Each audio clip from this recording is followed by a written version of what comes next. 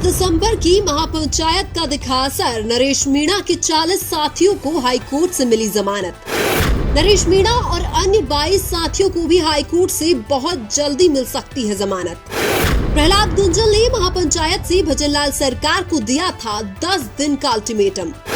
अब अगर नरेश मीणा को रिहा नहीं किया तो जयपुर में सीएम हाउस को घेरेंगे राजस्थान के युवा। 14 नवंबर 2024 को समरावता गांव में हुए थप्पड़ कांड के बाद जेल में बंद नरेश मीणा के 40 साथियों को हाईकोर्ट से जमानत मिल चुकी है। हालांकि अभी भी नरेश मीणा और अन्य साथियों की जमानत के लिए थोड़ा इंतजार और करना पड़ सकता है। लंबे समय से जेल में बंद नरेश मीणा और उनके साथियों को रिहा करने के लिए एक महापंचायत से प्रहलाद गुंजल ने सरकार को चेतावनी दी थी। प्रहलाद गुंजल ने महापंचायत से ऐलान किया था कि अगर सरकार ने 10 दिन में नरेश मीणा को रिहा नहीं किया तो हम जयपुर की ओर कूच करेंगे। टोंक जिले के नगर फोर्ट में 29 दिसंबर को हुई उस महापंचायत की आवाज धीरे धीरे गूंगी बहरी सरकार के कानों तक भी जा रही है। नगर फोर्ट में आयोजित महापंचायत में पूर्व मंत्री प्रताप सिंह खाचरियावास और करणी सेना के अध्यक्ष महिपाल मकराना भी शामिल हुए थे। महिपाल मकराना और प्रताप सिंह खाचरियावास ने भी सरकार को चेतावनी दी थी कि अगर नरेश मीणा को रिहा नहीं किया तो वो सड़कों पर उतरेंगे।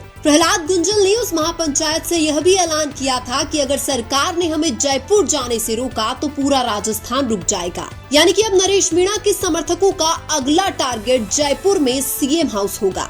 नगर फोर्ट में हुई महापंचायत में भी सर्व समाज के लोगों का जन सैलाब उमड़ा था। नगर फोर्ट की महापंचायत में लोगों की भीड़ देखकर यह साबित होता है कि नरेश मीणा के लिए लोग मर मिटने को तैयार है। लेकिन अगली महापंचायत अगर जयपुर में हुई तो लाखों की संख्या में राजस्थान के युवा जयपुर की सड़कों पर देखने को मिलेंगे।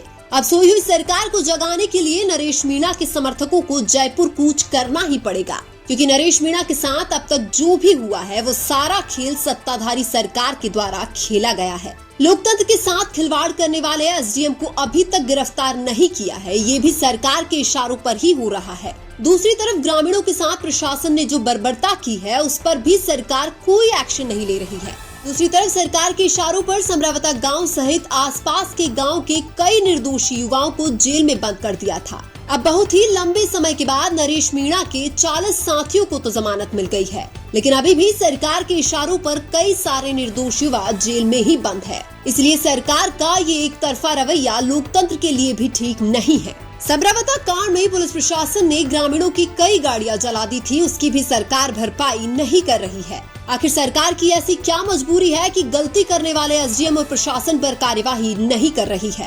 टोंक जेल में बंद नरेश मीणा से मिलने गए पूर्व मंत्री प्रताप सिंह खाचरियावास ने एक दिलचस्प बात बताई है। खाचरियावास से बात करते हुए नरेश मीणा ने कहा कि कैसे भी करके उनके साथियों को छुड़वा दो। नरेश मीणा की एक ही मांग है कि मुझे जो भी सजा देनी है दे दो, लेकिन मेरे निर्दोष साथियों को छोड़ दो। इससे यह साबित होता है कि जेल में बंद नरेश मीणा को खुद की कोई फिक्र नहीं है, बल्कि उनके साथियों की आज भी उनको फिक्र है।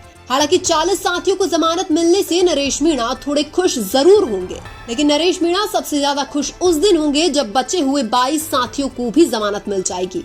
प्रहलाद गुंजल द्वारा दिए गए 10 दिन के अल्टीमेटम को सरकार ने सीरियस जरूर लिया है, क्योंकि सरकार को भी पता है कि अगर नरेश मीणा की फौज राजधानी जयपुर में घुस गई तो प्रशासन और सरकार दोनों के लिए परेशानी हो सकती है। अब कांग्रेस बीजेपी के नेताओं के चेहरे उतरने वाले हैं, क्योंकि नरेश मीणा जेल से बाहर आने वाले हैं। अब नरेश मीणा नेशनल लेवल तक राजनीति में चमकने वाले और कई कांग्रेस बीजेपी के नेता घर बैठने वाले हैं। नरेश मीणा के साथ तो हमेशा से ही विश्वासघात होता आया है। नरेश मीणा ने जी जान से जिस भी राजनेता का साथ दिया, लास्ट में जाकर वही लोग नरेश मीणा को साइडलाइन करने में लग जाते हैं। नरेश मीणा हमेशा ही गरीबों की लड़ाई लड़ता है और जहां भी गरीबों के साथ अन्याय होता है नरेश मीणा को गुस्सा भी वहीं पर आता है।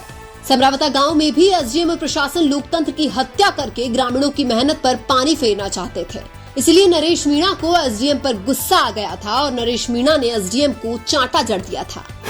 लेकिन आपको क्या लगता है, समरावता गांव में हुए पूरे घटनाक्रम में सबसे बड़ा दोषी कौन है, नरेश मीणा या फिर प्रशासन? कमेंट करके जरूर बताएं। वीडियो अच्छा लगा तो लाइक कीजिए और हमारे चैनल मीणा की आवाज को सब्सक्राइब कीजिए। धन्यवाद।